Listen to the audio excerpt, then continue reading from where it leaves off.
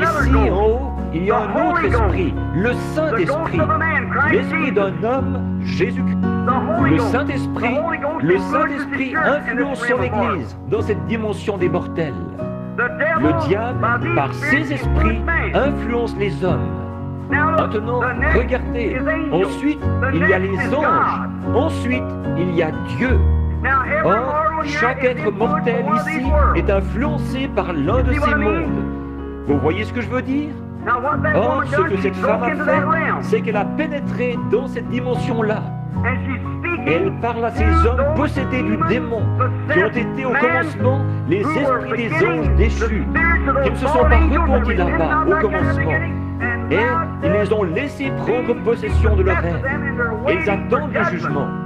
Et ceux-ci, ici, ils sont influencés et nés de nouveau de l'Esprit de Dieu. Et le diable a ses prophètes et Dieu a les siens. Vous voyez ce que je veux dire? C'est l'influence. Et nous voilà partis. Arrêtez-vous pour faire la distinction. Jésus, quand il était ici sur terre, aujourd'hui, il ne peut pas pénétrer dans cette dimension-là et faire sortir un juste de cette dimension-là. Il ne pourrait pas le faire parce que les justes ne sont plus là où ils étaient autrefois, au paradis. Non, monsieur, le paradis a été éliminé quand le sang de Jésus l'a supprimé. Écoutez, oh, si je pouvais m'arrêter à y penser, Jésus, quand il est mort, il est allé prêcher aux âmes qui étaient en prison. Il est mort, pécheur, n'ayant connu aucun péché, mais c'est notre péché qui était sur lui.